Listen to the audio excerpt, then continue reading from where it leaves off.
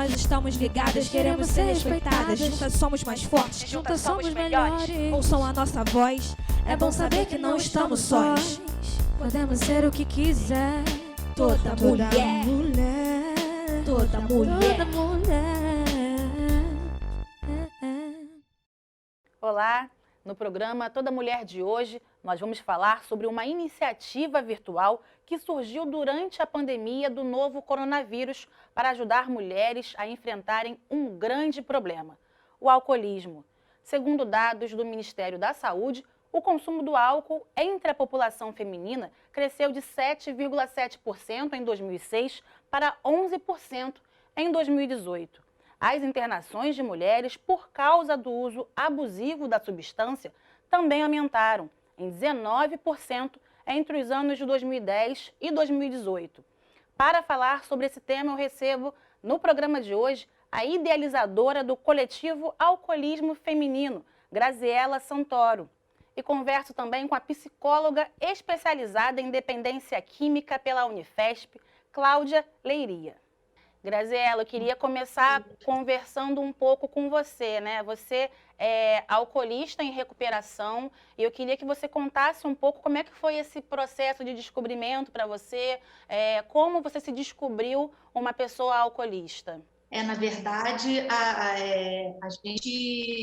o alcoolismo, né, é uma doença que a gente nega, a maioria das pessoas nega, porque o álcool é uma droga lícita, né? Então eu demorei muito tempo mesmo, até porque eu bebia, a minha bebida de escolha era o álcool, era cerveja, né? E as pessoas acham que só por beber cerveja você não se torna dependente. E, na verdade, você se torna. Eu me tornei dependente e o meu fundo de poço, como a gente costuma dizer, veio através da violência doméstica e através de um limite que a minha mãe me colocou, porque eu negava, mesmo passando por situações assim de abuso, né, situações de muita vergonha, situações de passando por coisas que eu não passaria estando consciente, sóbria, mesmo assim eu negava. Então eu precisei de uma intervenção que veio através da minha mãe, e aí sim eu fui buscar ajuda, mas eu busquei ajuda muito contrariada ainda, né? E eu fui para uma sala de 12 passos e lá dentro eu realmente entendi a minha doença e tive aceitação e me rendi ao problema. Doutora Cláudia, a Graziela contou um pouquinho dessa experiência dela, da negação, né? É muito comum essa negação, principalmente as mulheres alcoolistas, elas costumam realmente negar esse problema?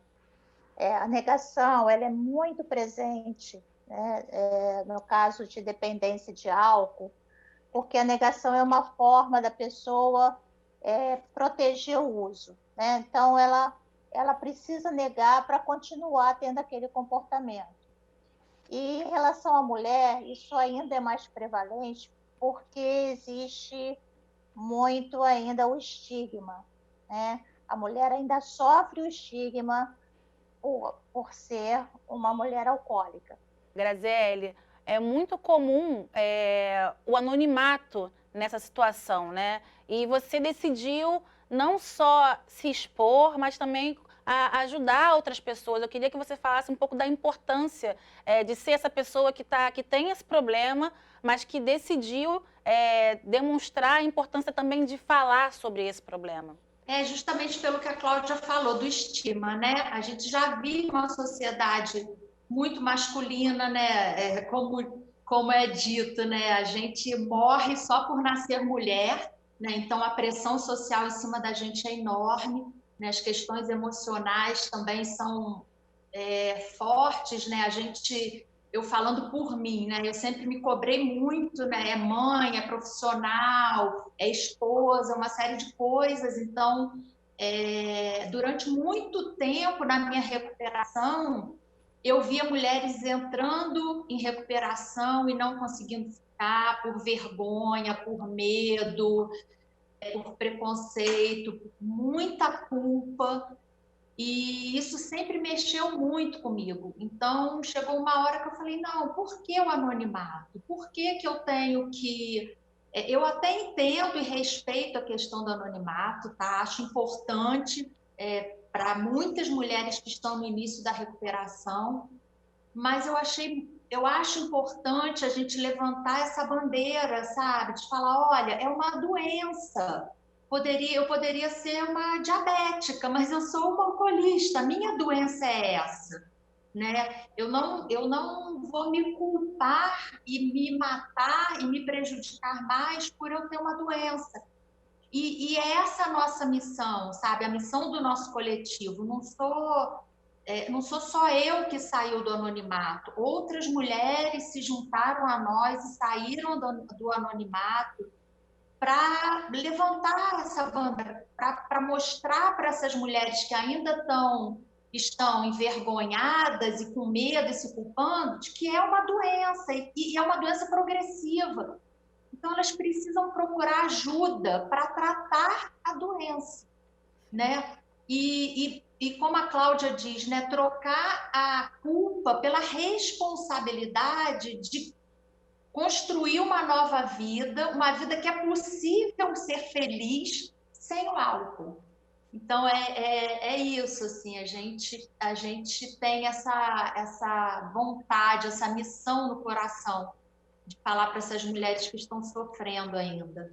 Agora, doutora Cláudia, a Graziela falou bem sobre essa questão do alcoolismo ser uma doença, né? Porque muitas vezes as pessoas não enxergam como uma doença, acham que a pessoa está de má vontade, que aquela pessoa não quer nada com a vida e por isso fica bebendo. E é importante afirmar que isso é uma doença e que precisa de tratamento como qualquer outra doença. Isso é muito importante, porque até por conta desse estigma, por conta do preconceito, muita gente ainda acha que é falta de força de vontade. Ele não para porque ele não quer, porque ele não se vergonha, ou ela não para porque ela não está nem aí, né? E quando a gente fala que é uma doença, você tira esse efeito moral, né? Porque você não diz para um diabético que ele é um sem vergonha, porque ele é diabético, né? Então, existe muito esse preconceito, e é importante a divulgação, é importante a informação, né? Porque é um grave problema de saúde pública o alcoolismo. E, Graziela, o que levou você a criar esse coletivo Alcoolismo Feminino, né? Vocês criaram uma página no Instagram que tem recebido muitos relatos, muitas pessoas. Como é que se iniciou esse processo? Eu conversei com a Cláudia, né? Eu fiz, além de eu tratar da minha doença em Alcoólicos Anônimos, eu tratei também com a Cláudia, com o psiquiatra. É importante falar, né? Quanto mais ajuda, melhor. E era uma dor que eu já tinha, né? De ver tantas mulheres nesse sofrimento.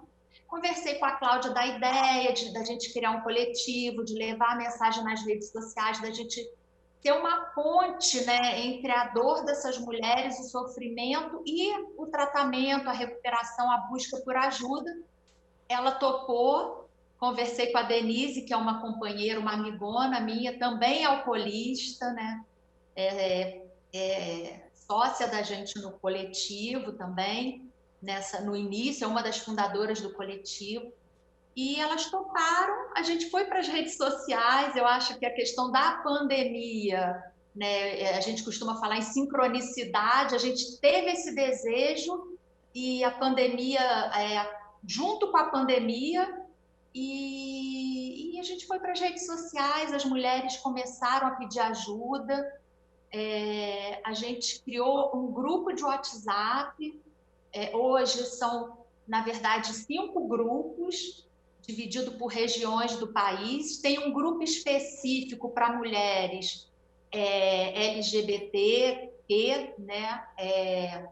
Que também está funcionando, assim, e a gente vê a gratidão dessas mulheres, porque falar em alcoolismo em mulheres já é difícil, falar em alcoolismo em mulheres, né, LGBTQ+, é mais difícil ainda, né?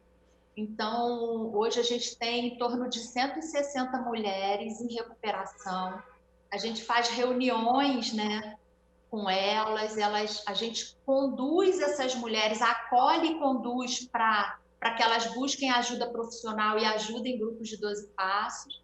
Mas basicamente foi isso, assim, a gente sentiu, eu senti no coração, já sentia há muito tempo no coração isso. Conversei com a Cláudia e com a Denise e a gente foi para as redes sociais e aconteceu. E, Cláudia, nesse momento de pandemia, a gente tem visto os órgãos de saúde bastante preocupados com o aumento do consumo de álcool, né? Nessa questão do isolamento social. Queria que você falasse um pouco também sobre a importância de se discutir isso nesse momento e essa preocupação de que isso acabe virando um hábito também pós-pandemia. Já está até comprovado, né, que aumentou e tem aumentado o consumo de álcool durante essa pandemia.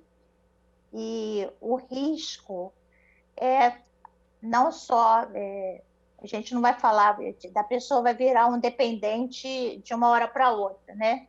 Mas o uso do álcool, você não precisa ter uma dependência para você ter problemas, né? O álcool ele pode aumentar o número de agressões, de violência doméstica. Então, existem várias consequências decorrentes desse abuso de álcool nessa pandemia.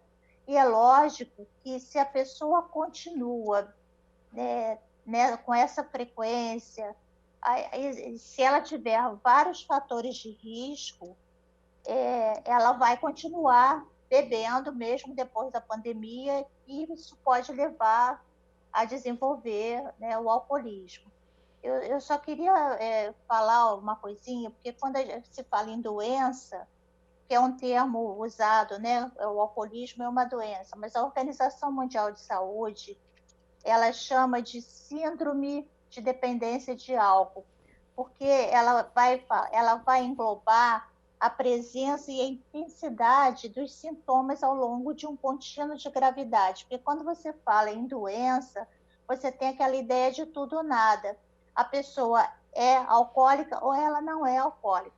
Quando a Organização Mundial de Saúde ela traz essa ideia de síndrome, né? Essa classificação de síndrome, para que a pessoa tenha esse entendimento de que isso vai aumentando ao longo de um contínuo se ela continua fazendo esse uso. Então, o risco é que nessa pandemia, esse exagero, né, com as bebidas, isso tende a criar consequências que podem, sim, levar ao alcoolismo. Tá bom? Perfeito. A gente vai ter que fazer uma pausazinha agora, mas daqui a pouco a gente continua no segundo bloco, esse bate-papo que está muito bom. Você não saia daí. Toda mulher, toda mulher